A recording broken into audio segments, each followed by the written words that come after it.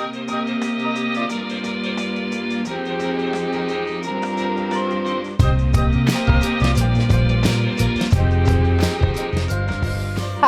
welcome to Integrative Lawyers of the World. I'm your host, Carrie Raleigh, and our guest this episode is Patrick Andrews, who is known as the Barefoot Lawyer. Patrick is a lawyer, facilitator, and a former solicitor who has over 30 years experience in business, governance, legal structures, organization, and dispute matters. In 2000, he visited China, and this visit proved to be the start or turning point in his legal practice.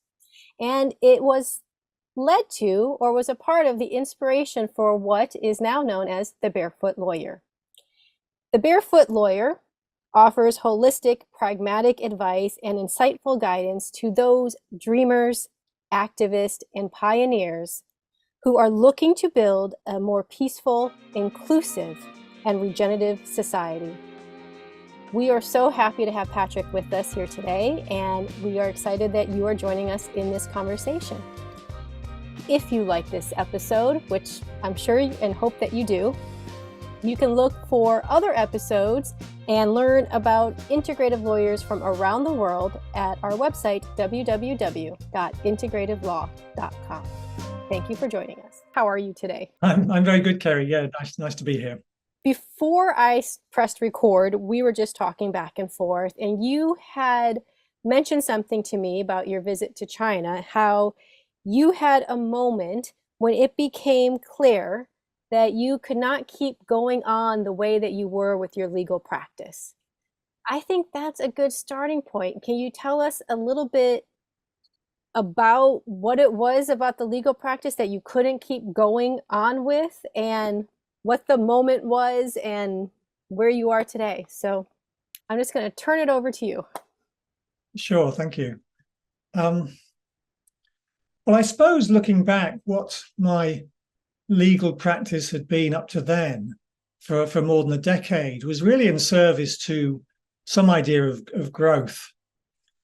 So I was working in-house for large corporations, and there was some idea that there was some unspoken understanding that the ultimate aim of our work was growth.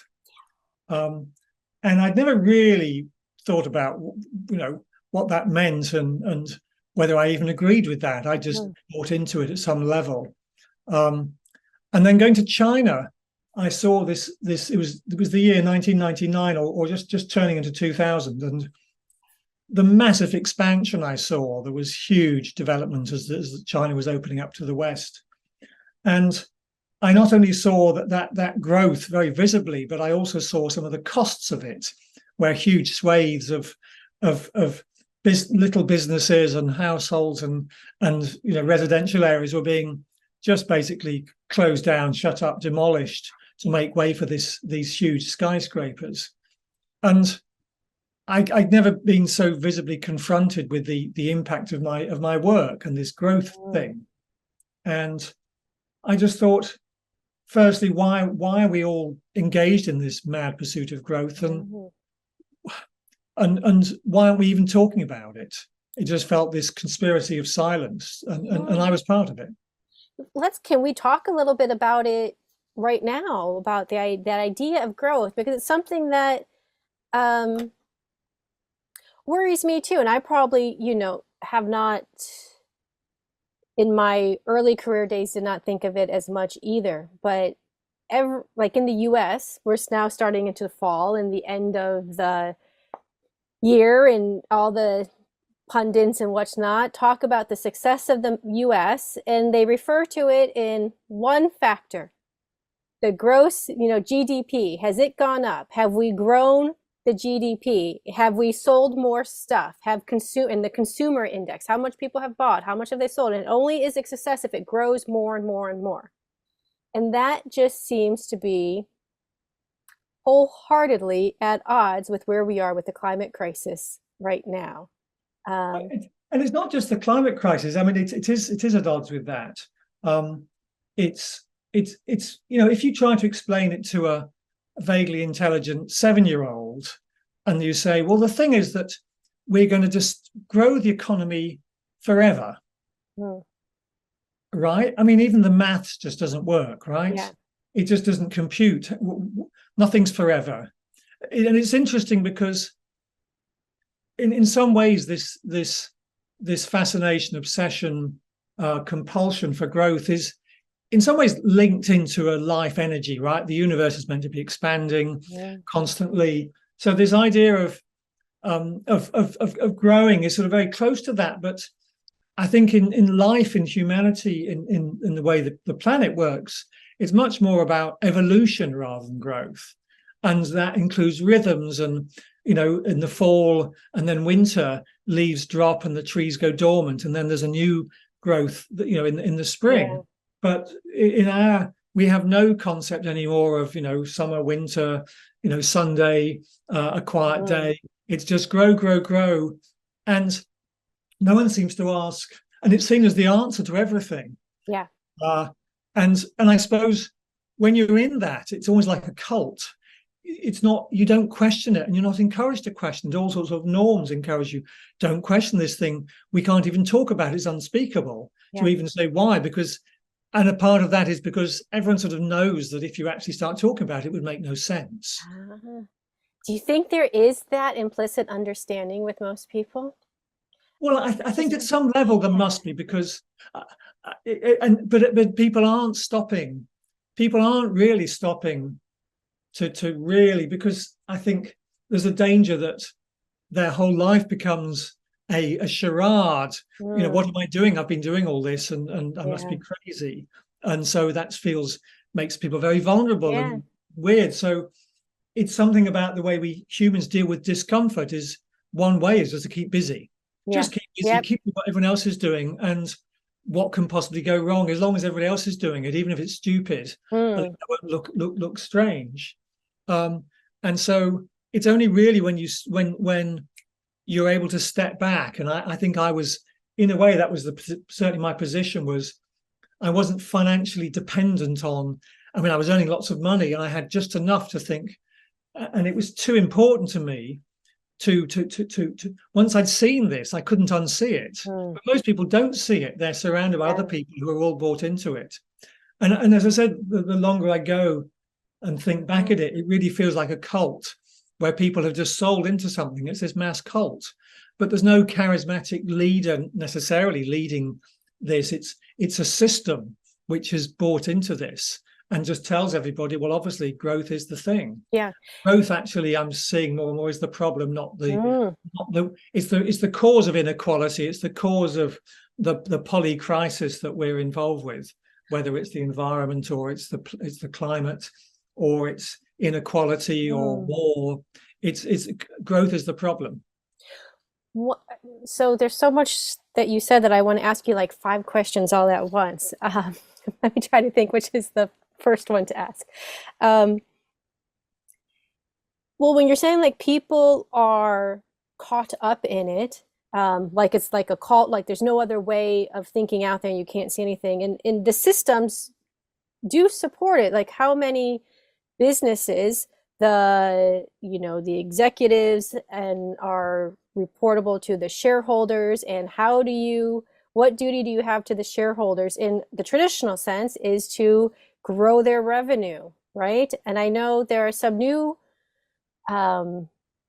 business models out there, like I think it's the B Corp movement, that are allowing to have other factors in place there that are slowly coming into play, which I think this is a lead into a question that is, what is an alternative to the growth mindset? Because we think of it like, if I would have this conversation with my dad, he would probably think, well, if we don't grow the economy, we're all going to go poor and we're going to starve and we're not going to be able to survive. You have to grow it. What is an alternative mindset that we could then share and discuss with people who have that fear that if we don't grow, that means we will be poor? I mean, it's a really good question, and people brighter than me are puzzling this out. Part of what I understand is about defining different measures of success. Because, for example, uh, having more money itself is sort of neutral. Is it good? Is it bad? What do we really want as humans? Love, meaning, connection. And actually, money seems to give us the opposite of that. So we've somehow equated well-being with owning stuff, with having a bigger house or backyard, having a bigger, owning more stuff, having a smarter suit, having more fancy holidays, without really thinking to do the work of actually what does a real quality of life mean? Does it mean more time in nature? Does it mean more time off? I mean, the Americans meant to be one of this powerful country, and yet, you know, the work culture, the people, you know, compared to a lot of people, a lot of countries think the Americans are mad the amount they work. Is that really because they love work so much and they don't need holidays? Or is it because they're caught up with some race? And the sort of the Buddhist approach, you say, before we decide, let's just stop. And it's almost like the most scary thing. So, and we have been brainwashed, it seems to me, all of us, into this, well, growth equates to success. But it's also very much tied into this idea of we're not there yet and we have to get somewhere. So if you say, well, maybe we just have to look at where we are first and where we're trying to get to. And if getting to is more stuff, well, why?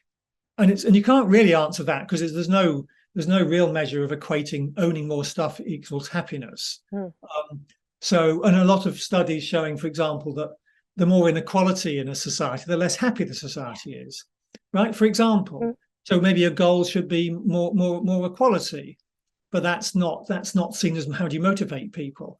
So there's a whole load of stuff that needs to be unpacked. But I like the donut economics, as a woman, Kate Raworth, who's talked about, and she talks about being agnostic about growth if it's useful to achieve our other aims, which is about peace and a healthful environment and connection and community. I've certainly traveled in about 40 countries, and some of the places I've learnt the most of the people who on the face of it are really poor, but they have so much community and connection, and they experience joy and neighborly love, and they share things. And I found an awful lot less sort of stress and tension and misery than I've found in this very hyper-competitive world that a lot of the West seems to be wrapped up in. And it's not getting any better, right? We're more drugged, more isolated, more lonely, suffering more mental health. And yet we say, well, we just need a bit more of the same, and then we'll be happy somehow. That's the myth. And it is always dangled away from us, and actually we'll never get it. And we sort of know that. Well, we have to grow the economy every year. And as I said, try to explain it to a sort of intelligent 7-year-old child who understood maths, and they'd say, well, can you tell us when we think enough is enough? Is it another 50%? Is it another 100%? I mean, it doesn't compute. You know, we don't, there's no, in our religion of growth, there's no room for those sort of questions. How much? Is it not enough for the UK to have what's enough, and where does it need to manifest? I've had similar experience traveling to some of the poor countries, and I say poor in some way, in the materialist way, but in the same experience, how you described it, there seemed to be a peace, like in the communities that I stayed with. Like there's this level of anxiety and angst that just seems to be an acceptable part of life back home in the US. At least my experience from it, that you felt free from it, and you could see it in the community. So a lot of times when I travel, I find communities that I can live and volunteer with. So you're in with the local people, and you do experience that. And I think my understanding of this is something along the lines of, it's similar to being hypnotized, that somebody plays a flute and you start dancing, and you keep dancing faster and faster, and you can't help it. And there's never time to stop and say, is this what I really want? Does this really make sense? Yeah. And if somebody says, why are you dancing? The brain is very good at making up things like, well, we have to grow, or everybody else is, or some justification. Our brains are brilliantly inventive and creative at justifying whatever it is we're doing, murdering people, bombing civilians, and saying it's to defend ourselves. So there's a real mass hypnosis going on. And that's why the film Matrix appeals to so many people, because it's really is, you're caught up in this, and do you know? Take the pill and step outside. And in a way, that's what happened to me. I took the pill and stepped outside and thought, oh, actually, there's a different way of seeing this. One of the things in China is that you didn't realize that the way that you were practicing law before, you were part of having that impact on that growth and wasn't aware of it at that time. And I'd like to discuss a little bit more, like, how were you part of that impact, and what do you mean by that?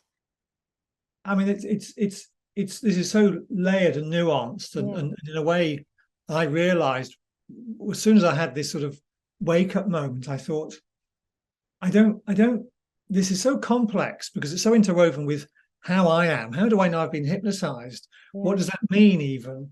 How do I know what's a different way? I had no clue. I just knew in my gut this was wrong. So I sort of found my way out. It took a couple of years to really extricate myself, but I did manage to stop. And that was partly because I've been quite good at sort of jumping ship if I'm not happy. That's sort of, I qualified as a lawyer and then I took off and backpacked around the world. I've spent time in ashrams in India. So I was caught up in it. I've always been quite connected with myself enough to know, hang on, this isn't working. I'm going to stop this. And I didn't have any kids at the time. My wife was earning a bit. I was able to have enough financial security to think, if I don't earn for a few months or a year, it's not a disaster. And that is often one reason why people don't even look at this, because it just feels, I can't even look at this because the implication is I have to jump ship, and then how do I pay the mortgage? I wasn't so tied up, so that, and my wife was broadly supportive, so that was really important. I mean, my family thought I'd gone mad, but so I did stop, and yeah, as I said, I'd had enough input from elsewhere to get a glimpse of there is a different way of seeing this, and partly once I'd been to Shanghai, I started inquiring into that, and I could see, hang on, there's a whole lot of people saying something different here. And I need to make space to go and explore that and make sense of it. And I suppose what I noticed was that for a while I was thinking there must be some bad people around here doing this stuff, who were driving this. And I was surreptitiously going around my organization before I left, going, where is the evil empire? Where are the baddies in here? And I never found any. I just found people like me who, in different degrees and different ways, were doing this without really thinking too deeply about why. They were just successful in many people's eyes in their own terms, and so they'd got caught up with it like me. So I couldn't morally or any other way see myself as superior or different. I just saw, oh, we're all trapped up in this. And so as someone whose job was to design systems, to be an architect of organizational structures, I thought, there's something that's not quite right with this structure, which, as you mentioned, was about somehow if you put shareholders at the top of the system, the top of the tree, then that's going to filter down into getting people to serve that. And a lot of what I've seen is that maybe all organizations start off with some purpose, some goal that they're trying to achieve that makes sense, and that large organizations too often have lost sight of that, and they shift. The purpose gets hollowed out because they pursue money, and that could because the original founder moves on, or because the ownership is transferred to the stock exchange, which has got mob-like qualities that has no interest really. The mob has no interest in the deeper meaning unless it serves the money. But I suppose the deeper question I've learned is also actually those systems. It's a bit chicken the egg, but I think the mindset it's the mindset that says that we're only physical beings and that we need to be kept comfortable. Consumption is the thing. There's a whole mindset, and then the structures just follow suit. So the structures, these shareholder-owned models, are aligned with this with that mindset.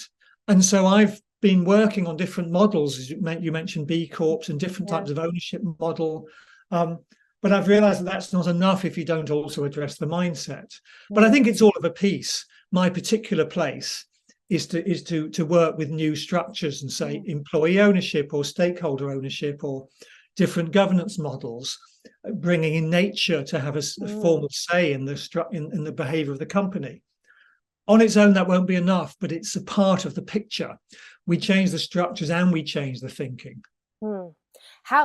See, you're kind of in a unique place because you had worked within the system, a successful business lawyer in the businesses of it. And so now when you're coming in and talking to people about it, how was people in the business community or in the organizational communities that you worked in, how was their reaction to the change in your mindset and how you started doing things differently from there? Well, I suppose I was dealing with a different sort of person. So generally, some people who I admire, they say, I've seen this, I'm going to stay in and I'm going to start working in the system and try and change the system. Okay. In a way, what I did, I more got out to try and make sense of it. And then I would find myself encountering people who could see what I could see. They just needed some legal help to build this new world. So it wasn't as if I was hanging around with people who are still thinking that growth is the thing. I found myself in a new world, hanging about with a founder who'd say, I don't want a shareholder ownership structure. What's the alternatives? Yeah. And it's taken me quite a long time to in a way to be able to go and re-engage with people, because I was always a bit nervous about that, having to fight. It's not particularly the way I show up in the world. I'm much more of a peacemaker, if you like. And because it's so powerful, this old mindset, I could waste lots of energy trying to convince, when I'd much rather be working with people who get it, and I want to be part of a team who's saying, let's not try and convince anybody, let's build a new world and show how it's better. And there's a Buckminster Fuller line about, if you want to change the reality, don't try and fight the existing one, just go and build a new one and show this works better. So that's been very much my work. And I do think we're getting to the stage for the first time, and since 20 years ago when I got out of the old job, that the old what I think of as the old, more familiar mainstream world is starting to get hollowed out. No one believes in it anymore. Yeah. They're still going through the motions, but there's enough to say this isn't really working, is it? But we're still doing it because everyone's doing it.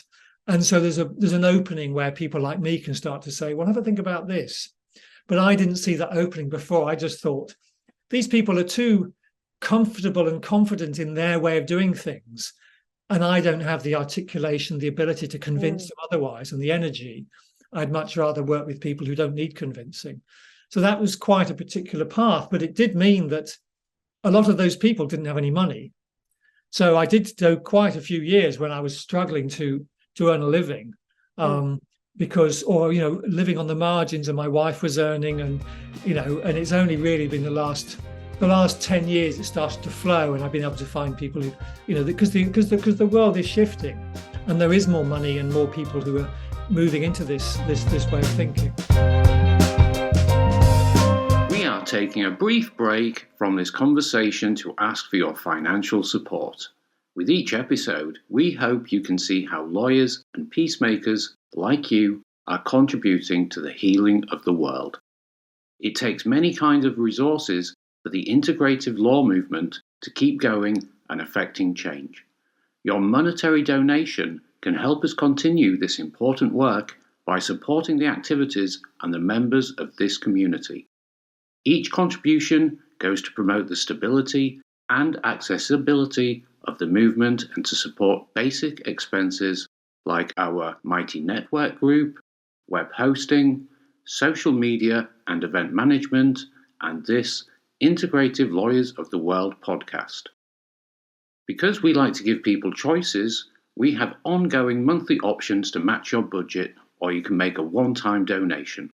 Thanks to our non-profit corporate sponsor, the Renaissance Law Society, US supporters are able to make tax-deductible donations. Supporters from other countries, please check your local tax laws. To help establish confidence in your choice to support us, we have set up an open, collective, transparent plan to track how the community money is spent. For ways to support the integrative law movement and our world-changing work, go to our website at www.integrativelaw.com and click on Support the Movement tab at the top of the page. Another great way to support us is to rate us 5 stars and comment, like, follow or subscribe to us on iTunes, Spotify, Google, YouTube, or your favourite podcast platform. These ratings and interactions help us get seen and heard by even more people to make an even stronger impact. Thank you for your support and spending time with us today. Enjoy the rest of this conversation. So on your website, you mentioned how you work with dreamers, activists, and pioneers who are looking to build a more peaceful, inclusive, and regenerative society. What is it that you do? And can you give us maybe some examples and some of the work that you do in helping to bring out an alternative to that growth mindset? Yes, okay. And it does vary quite a bit. I'll try and give a flavour of what I do, how I practice. Somehow people will find me. I don't particularly market myself. I have a website, but it's word of mouth.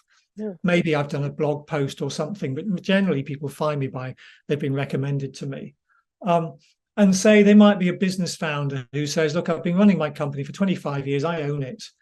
I now want to shift into a different type of ownership model. What might that look like?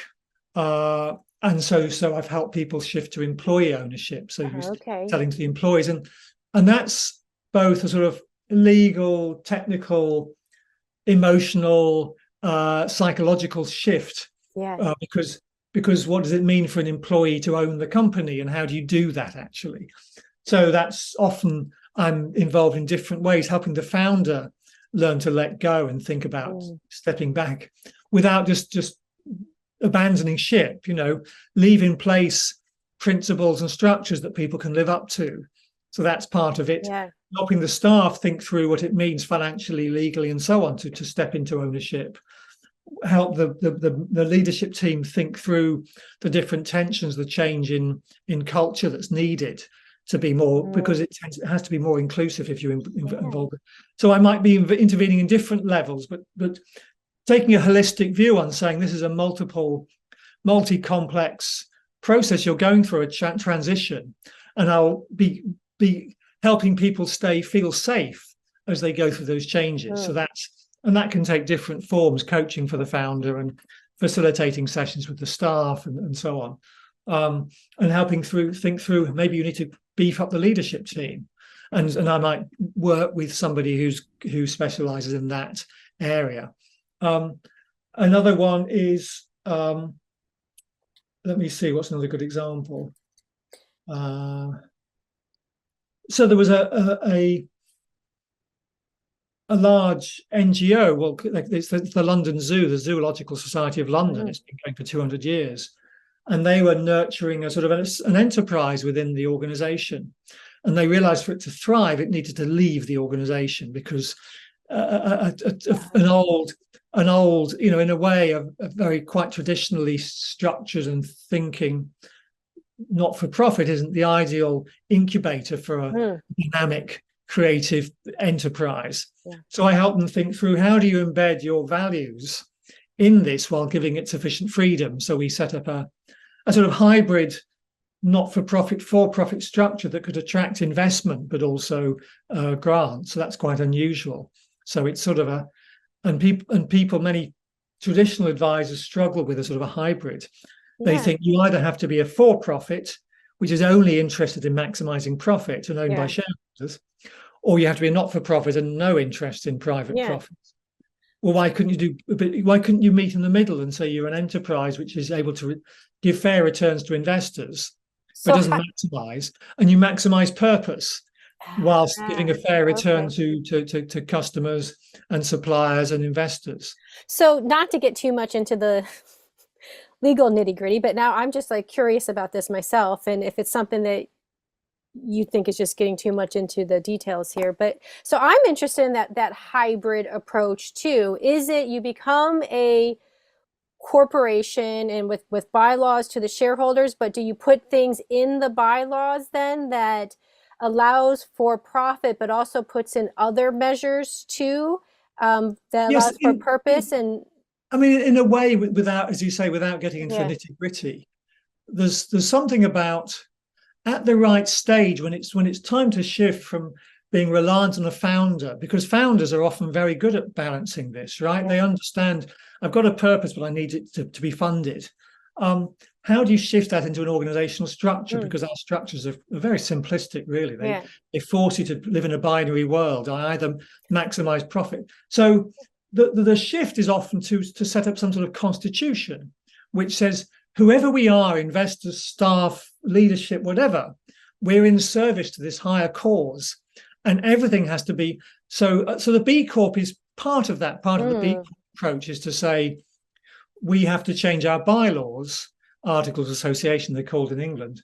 We change our bylaws to embed a purpose, and the board of directors is mandated to prioritize that, not profits. Okay. But very often that's still a sort of enlightened shareholder model, right? Because shareholders can just change the purpose or fire the board and do something. They can just change the bylaws. So my work is often to go further than that and embed it. So you might have a mission guardian, a sort of an independent trustee type person who says you can't change this constitution without my permission. It's all, so some sort of, so in a way, as an American, you'll understand the idea of having a constitution, which we don't have. Okay, we sort of have an unwritten one, but that idea of saying there's something that comes first, and that's consistently what I've seen in my work, is that shift into a sort of constitutional democracy where people have different roles in service to that higher liberty. If it was one company I work with who are organic farmers, they say it's about caring for nature and producing nutritious food that has minimal chemicals and maximum health and soil health and supplier health. So they write that down and everyone signs up to that.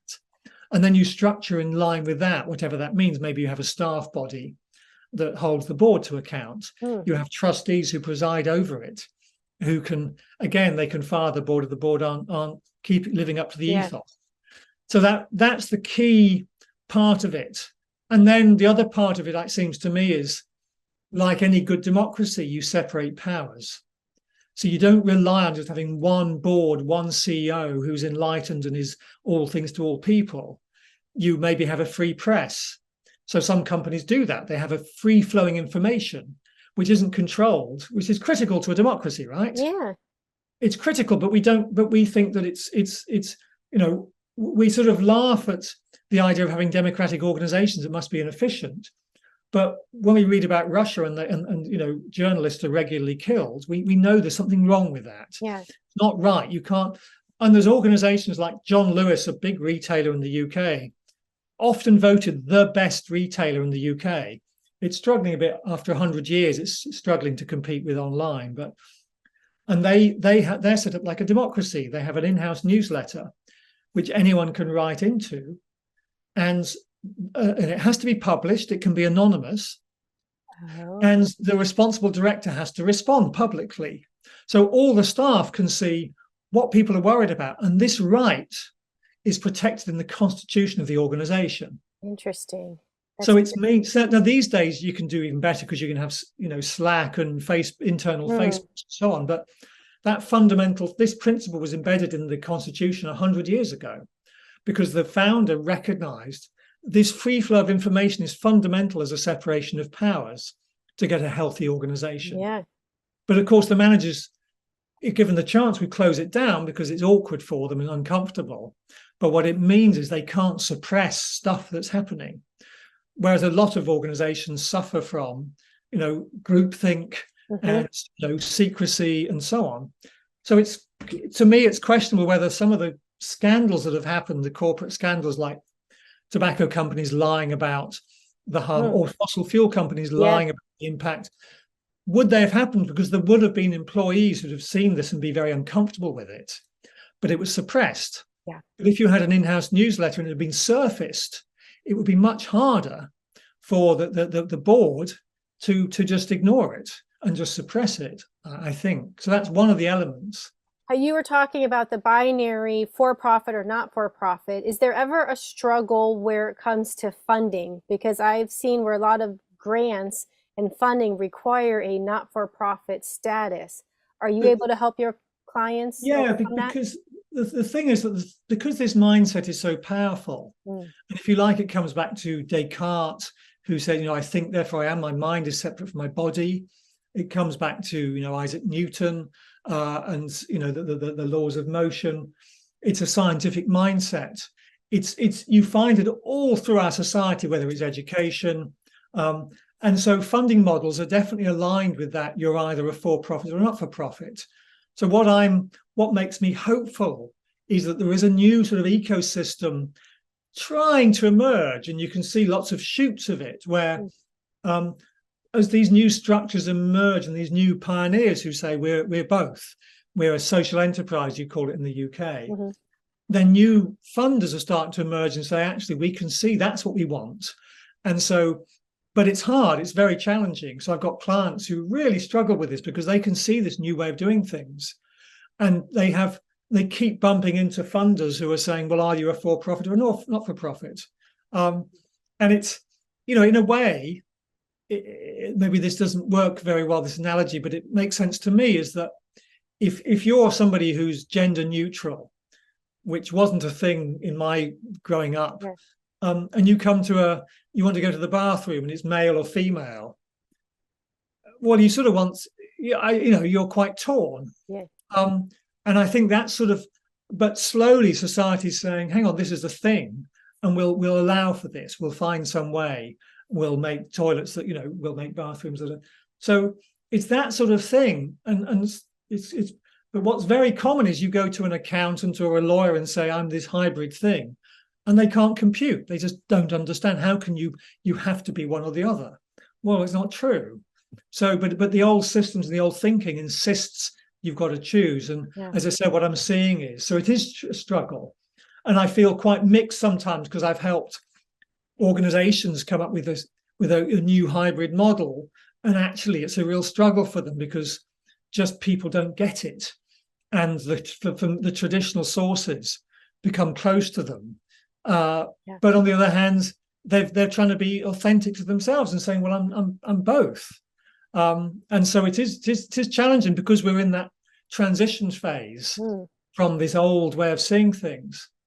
And if you want to think about it a bit more macro, society's always shifted as we see new conceptions of what life is about, right? So Galileo and Copernicus said, actually, the universe doesn't revolve around us. We revolve around the sun. Guess what? And that was resisted, and people were tortured. And then eventually, within 100 years, society dramatically changed in line with that new insight, right? In all sorts of ways. And it allowed all sorts of invention and creativity to emerge. Now, if you think, quantum physics, the latest physics said light is both waves and particles. And it's a brand new way of conceiving of the world. Things aren't fixed, like Newton said, and the mind is not separate from the body. The mind is sort of an emergent property of the body, which is an emergent property of an ecosystem. And that insight hasn't translated into the way we set up universities and education systems and companies, but it's coming. And this both and thinking, this ambiguity, uncertainty, possibility, potential, evolution, constant evolution is starting to manifest in these new ideas, this new thinking, but it just is still trying to cohabit with old familiar structures which are crumbling and have lost any sense of why they're doing things, but they're just still like a flywheel, turning around. And it's tricky and edgy for us if we think, well, actually, I'm transgender, where do I fit in? You have to find your tribe, otherwise you're just awkward in the old world. It's there's so much I want to unpack with what you said again, because it's like we want to have opening up new mindsets where it's not this or that. We can have both and, both and plus, or, but at the same time, people want to, as you're talking about finding your own tribe where you belong, because there is finding a sense of camaraderie in your community, which helps you feel safe. And there's huge value in that. Where is there dangers of when you go into your own tribe in your own community that you then get into a mindset of this is my community and this is my tribe, and now I've kind of differentiate myself from others, so it's now maybe it's not a we versus them, it's I suppose I that's don't know always where my question is, but I could tell that from your face that you see what I'm trying to get. Yeah, I think, being human is always part of being, am I part of this and not part of that? And you're in a way, I suppose it's more, that's not an existential problem at this stage of emergence of this new way of thinking, because one of the biggest challenges, difficulties, angst-ridden, feelings that many people have who've had these insights is, I feel lonely. Yeah. If you see this and you're working for a big bank, what do? You feel lonely because, and you might start trying to change the way you work and the way you treat people and the way you behave. But it's very easy to feel alone unless you can find your tribe. So at this point, or at least when I was starting on this, it really was these sort of mavericks. And if you bump into somebody who speaks your language, it's a huge relief. Yeah. And then you have to go back into the ordinary world, if you like, where nobody gets it and nobody understands what on earth you're trying to do. So I don't think we're at the stage yet where it's becoming, and I'd like to think that it's both and is inclusive enough. In a way, I really, as a 60-year-old white male who was privately educated and coming from England, there's a very small minority of dominant culture and so on, right? But I've learned to be able to embrace people of different ages, different cultures, different ways of thinking. And that's been quite a learning, opening up journey for me. So I don't feel that so the idea of being inclusive now, it doesn't challenge me. It's much more, there's a how, but it's not. Whereas I think there are people who haven't done some of the they've been to some of the places I've been, the experiences I've had, who do feel othered. They feel like I'm separate from this transgender stuff or whatever, makes people deeply uncomfortable, and they'd rather not go there, and so they stick to their tribe. Whereas I feel that if you're really able to, you can't really embrace this both and thinking and see yourself as truly separate from anybody, whether it's an Israeli soldier or a Palestinian bomber or a 5-year-old Palestinian in a hospital who's just been blown up. We're all part of it. Or an American who's saying, "Yeah, kill as many as you like." We're all part. I'm part of all of that. I think you phrased it. We can be in our own community, in our own tribe, but this way of thinking is understanding that we're all connected in our own communities. My community is connected to your community, and really, at some level, we're all connected and we're all together. I think radical interconnection is a principle of life, and we're just waking up to it. Yeah. We are in practice. It affects me what happens in Rwanda or Israel or on the moon or what. We are radically interconnected. We're just waking up to it, is the reality. Just when you mention what's going on in Israel and Palestine with the Palestinians,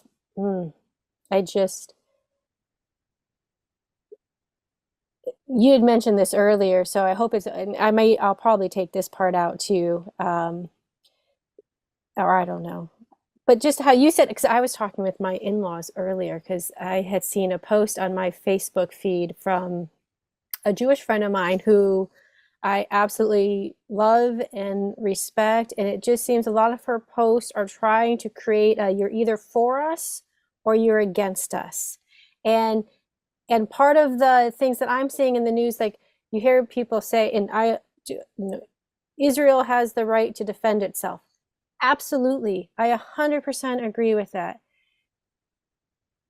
can we question what is a good defense, or can we talk about what does it mean? Okay, you have a right to defend yourself, but I'm not 100% sure you're going about it the right way. Can I at least have that conversation? But it seems like, I think in some circles it is, but in a lot of places it's they have the right to defend themselves, which means all out war against Gaza. There's no talk about proportion, and Yeah. it's there was a funny cartoon on an American TV channel about 9 years ago that someone shared on Twitter recently, and someone says, so 9 years ago, this comedian says he's acting as a newscaster and says, I'm now going to talk about the Israeli-Palestinian thing, and so Israel is.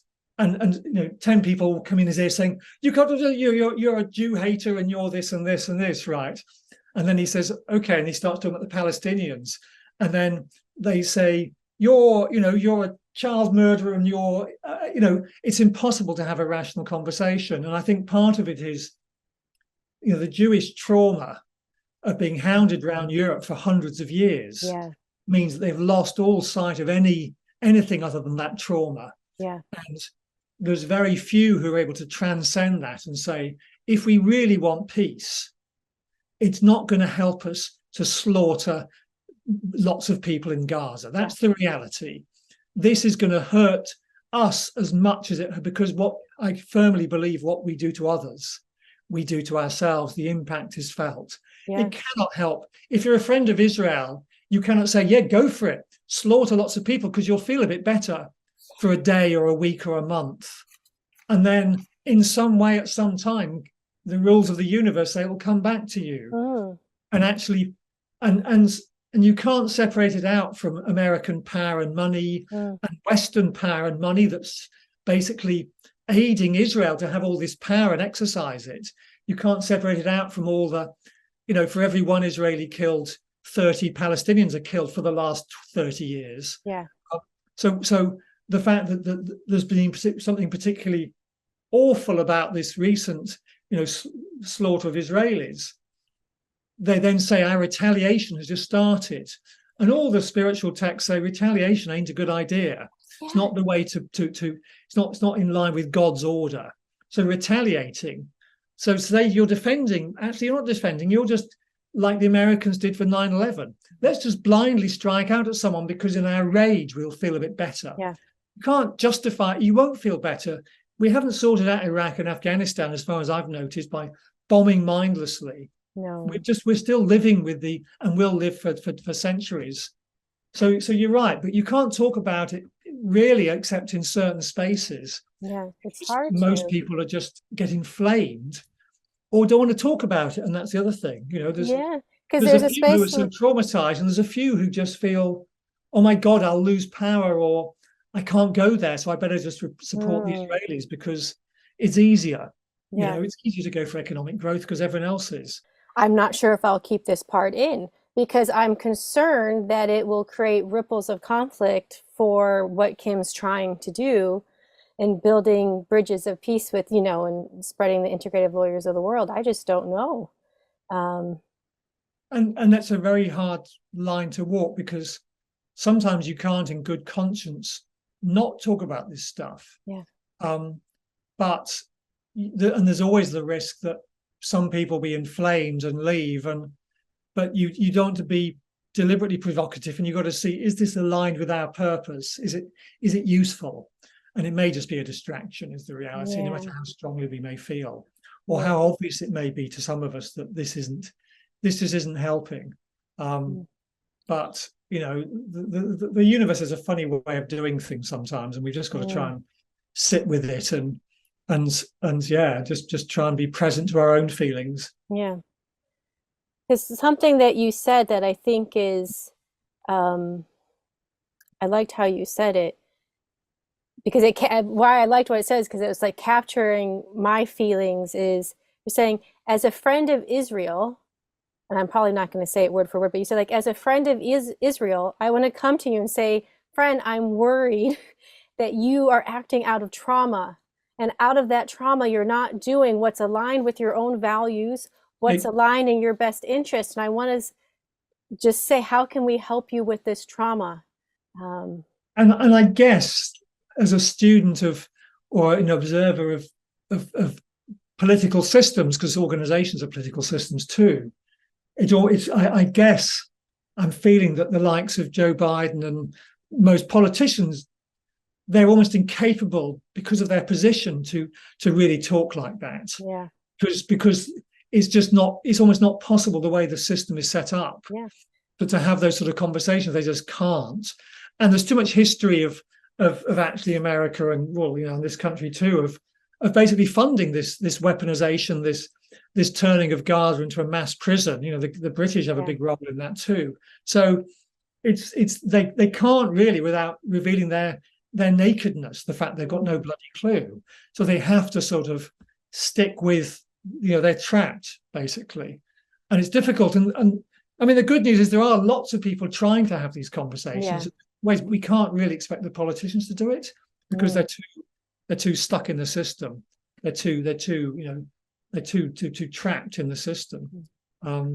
So, but we do have to reconcile it in ourselves, don't we? And say, it just seems so bloody obvious to say, we just know that an eye for an eye leaves the whole world blind. Retaliation in the long run just doesn't work. So try and find restraint and use that energy in a constructive way, like all true peacemakers do, and say, I'm feeling this anger, and okay, I'm going to turn this into something powerful and say, right, let's bring everyone together, the Egyptians and the Saudis and everyone, say, we've got to fix this. But rather than making it worse. Yeah. And it's so hard because there may be people who are trying to do that or saying you're going to do that, but it involves coming to people over together. But I can't force people over here to be a part of it. And if they're not going to be a part of it, then how do we move forward? I get it. Yeah. And I suppose I found peace with some of this stuff that seems so unbelievably hard to fix, because I've seen that these things, there always is eventually some sort of, it might be hundreds and hundreds of years away. In Ireland, it felt, I was living in London when people were bombing, we could, on the trains, there was all sorts of warnings about careful, there might be a bomb on the train and stuff, right? And people, there were bombs happening when I was working in London, big bombs. And it felt insoluble. It was hundreds of years old, and actually it's not like it's solved, but there hasn't been, and there's still levels of violence in Ireland there aren't in England, but it's massively changed and transformed. And the Berlin Wall, an even bigger thing. I'm old enough to remember a time before when it was up, and people would say, that will never come down. So significant change does come, and it's often invisible. So there will be tens of thousands of people, looking at the Israel thing and doing the Israel-Palestinian dilemma and working quietly away, and have been for decades. And they may get more fuel from this. So you just never know. But it does feel like it's, at this moment, it's so inflamed that we just need to the only answer is to go into deep meditation for a few days and just breathe through it, basically. Yeah. Could you imagine if a government leader said, if Netanyahu said after this, listen, country, we're going to make sure you're safe. We're going to protect our border. We're going to make sure there's no more Hamas militants in Israel, and we will hold people accountable. But before we do anything further beyond that, I really encourage everyone to feel their pain, let's all sit together and meditate as a country, and then we'll come together. Well, and imagine how powerful the energy of that. If you said, I mean, just imagine, imagine what that would do to the people who are trying to cause inflammation, right? Yeah. The people who've gone around murdering people. Yeah. And then suddenly the power of someone saying, okay, we've closed up, as you say, we've protected our borders. Now we're going to stop. And we're going to just see let's see what emerges if we just stop. Yeah. Because we're part of this, and we cannot separate ourselves out from this. So we need to stop, because of this cycle of violence. A lot of people who've lost, 3 days before had friends murdered are saying, we don't want retaliation, we want peace. Yeah. So as you say, the power of that, and I still like to think I'll live in a world where that happens, but it's not now. but maybe that's 10 years away, but maybe we need the planet to heat another 2 degrees and, a billion people to die as a result because of loss of food and whatever. Who knows what's needed to get that shift? Just like, sometimes you need a real fever to shift somebody. Some of these childhood illnesses are often very developmental. So that's the way the universe works. It often is through pain and suffering. Childbirth, apparently. I mean, I didn't do it myself, but it's not without pain for baby and mother, right? But it's transformational. Well, I just saw our time. I could talk. Kim said this was going to be the case. She's like, you're going to want to talk to him for hours. And I so do, but I want to respect your time as well. Are there any special projects or anything else that you would like to talk about before we start closing up our conversation? I suppose the one that's most alive for me at the moment, it's less a project, it's more a new direction, if you like, which is really, in a way, is a culmination, but a new phase. The culmination of the last 20 years or so is really surrendering into a much more space of imagination, intuition, and toning down the mind that needs to solve things. I think for quite a long time, I thought I could find a good legal structure and that would fix things. Yeah. And I think much more I'm surrendering to the mystery of engaging from using silence, using meditation, using heart-based inquiry, using visioning work, and using that to guide, because it's not that the structures will emerge when we're living a new reality. We'll find the right structures, and it's a technical problem, but it's trivial compared to that change of heart. And I suppose that, and as I'm doing that, I can feel I'm sensing I'm attracting a different type of client who's wanting that, and that's part of the mystery too. If you're a freelance former lawyer, who knows what you are really? What is a barefoot lawyer anyway? If the more you change your own self, the more the world around you changes.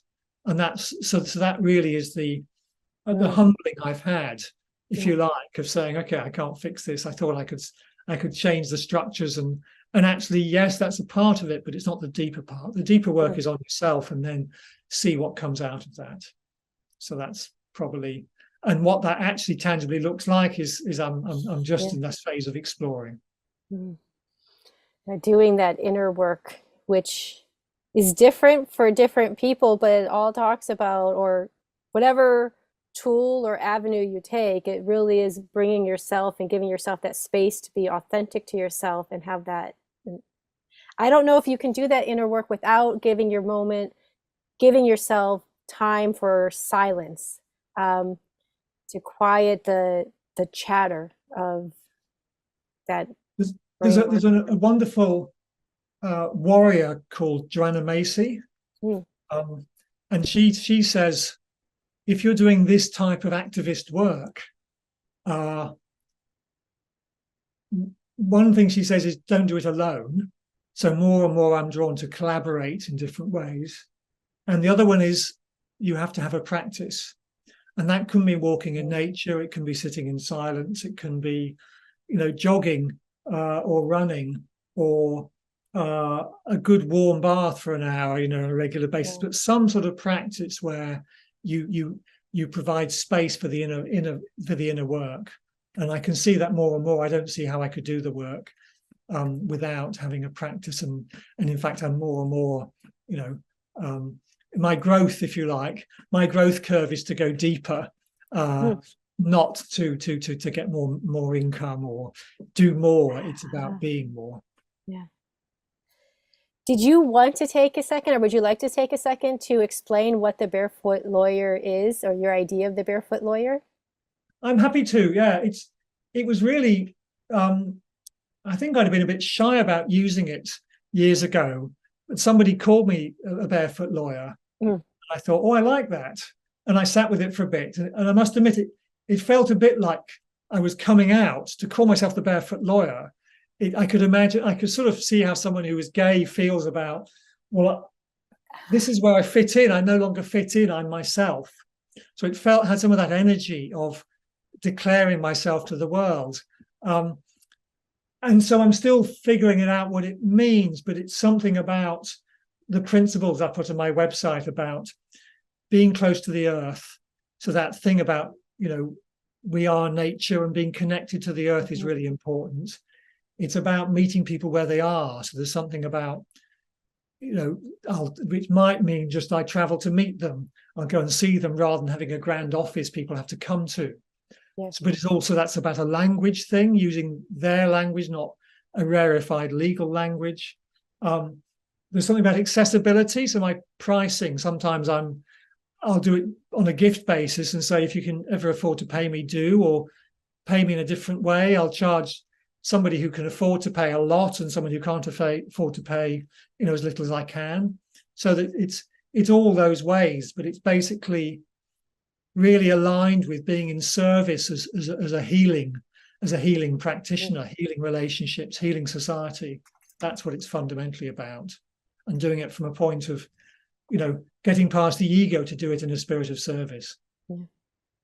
I think this next question is going to overlap with that one, and it is typically reserve this for the last question of the episode, is what does integrative law, or what does being an integrative lawyer mean to you?